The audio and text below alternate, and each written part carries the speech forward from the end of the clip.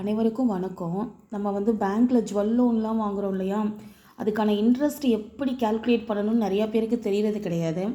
நான் உங்களுக்கு வந்து பேங்க்கில் வந்து இப்போ நம்ம கடன் வாங்கும்போது நமக்கு எவ்வளோ வட்டி போடுறாங்க அப்படிங்கிற கால்குலேஷனை நான் உங்களுக்கு சிம்பிளாக சொல்லியிருக்கேன். உங்களுக்கு இந்த வீடியோ யூஸ்ஃபுல்லாக இருக்குன்னு நினைக்கிறேன். வாங்க வீடியோக்குள்ளே போகலாம். இப்போ வந்து நீங்கள் எஸ்பிஐ பேங்க்கில் வந்து ஜுவல்லை வச்சு நீங்கள் கடன் வாங்குறீங்க. ஃபார் எக்ஸாம்பிள் 1 lakh நீங்கள் கடன் வாங்கியிருக்கீங்கன்னா அவங்க வந்து வட்டி வந்து உங்களுக்கு 8.75% அப்படின்னு சொல்லுவாங்க. 8.75%ங்கிறது ஒரு வருஷத்துக்கான வட்டி. அது அமௌண்ட்டாக நம்ம கால்குலேட் பண்ணும்போது கிட்டத்தட்ட ஒரு வருஷத்துக்கு நீங்கள் வந்து 8,750 ரூபா கட்டுற மாதிரி வரும். டோட்டலாக வந்து நீங்கள் 1,08,750 ரூபா பே பண்ணுற மாதிரி இருக்கும். அதே வந்து மாதம் வட்டின்னு பார்க்கும்போது ஒரு மாதங்கிறது 12 மாதம் இருக்கு இல்லையா? 12 மாதத்துக்கு சேர்த்து அவங்க 8.75 சொல்கிறாங்க. அப்போ நீங்கள் அப்ராக்சிமேட்டாக வந்து மாதம் வட்டி கட்டும்போது 73 பைசா வந்து 100 ரூபாய்க்கு நீங்கள் 73 பைசா பே பண்ணுற மாதிரி வரும். ஃபார் எக்ஸாம்பிள் இப்போ வந்து நீங்கள் 1 லட்ச ரூபா கடன் வாங்கியிருக்கீங்க. ஜனவரி மாதம் கடன் வாங்கினதாக வச்சுக்கோமே. நீங்கள் வந்து பிப்ரவரி மாதம் வந்து உங்களுடைய சேவிங்ஸ்லேருந்து நீங்கள் ஒரு 10,000 ருபீஸை வந்து பேங்க்கில் கட்டிடுறீங்க, நகைக்காக கட்டுறீங்க. அப்போ உங்களுக்கு 1 லட்ச ரூபாயிலிருந்து உங்களுடைய பேலன்ஸ் அமௌண்ட்டு 90,000 மாறிடும். அந்த 90,000க்கான வட்டியை தான் அவங்க போடுவாங்க. 90,000க்கு வந்து இப்போ 73 பைசான்னு கால்குலேட் பண்ணும்போது 656 ரூபா மட்டும்தான் நீங்கள் வட்டி கட்டுற மாதிரி இருக்கும்.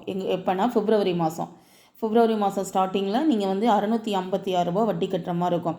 அப்போ டோட்டலாக உங்கள் அக்கௌண்ட்டில் வந்து நீங்கள் 10,000 ரூபா பே பண்ணிட்டீங்க. உங்கள் அக்கௌண்ட்டில் வந்து 90,656 ரூபா வந்து பேலன்ஸ் அமௌண்ட் இருக்கும். இப்போ நீங்கள் அடுத்த மாதம் மார்ச் மாதம் நீங்கள் வந்து ஒரு அமௌண்ட்டை வந்து நீங்கள் பே பண்ணுறீங்கன்னு வச்சுக்கோமே. மார்ச் மாதம் நீங்கள் ஒரு 10,000 பே பண்ணுறீங்க. அப்போ 90,656 ரூபாயில் 10,000 போக உங்கள் பேலன்ஸ் அமௌண்ட்டு 80,656 ரூபா உங்கள் கடன் அக்கௌண்ட்டில் இருக்கும். அதுக்கு வந்து 8.75% வட்டி பார்க்கும்போது 588 ரூபா நீங்கள் அந்த மாதத்துக்கு பே பண்ணுற மாதிரி இருக்கும்.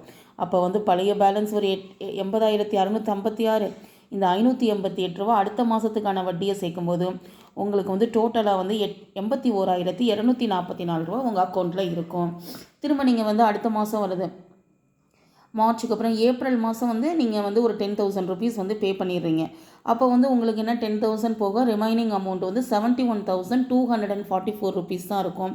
அதுக்கான வட்டி வந்து 73 பைசா வீதம் பார்க்கும்போது 519 ரூபா வட்டி வந்திருக்கும். அப்போ டோட்டலாக உங்கள் கடன் அக்கௌண்ட்டில் இருக்கிறது 71,763 ரூபா தான். இப்படியே நீங்கள் மாதம் வந்து ஒரு 10,000 பே பண்ணிக்கிட்டே வரும்போது அந்த நீங்கள் கட்டக்கூடிய 10,000க்கான வட்டியானது கொஞ்சம் கொஞ்சமாக குறைஞ்சிட்டே வந்து உங்களுடைய வந்து அந்த ரேட் ஆஃப் இன்ட்ரெஸ்ட்டும் மாதம் குறைஞ்சிட்டே வரும். இப்படி நான் ஃபார் எக்ஸாம்பிளுக்கு சொல்கிறேன். உங்களால் எவ்வளோ அமௌண்ட்டு கட்ட முடியுதோ நீங்கள் அதை கட்டுங்க.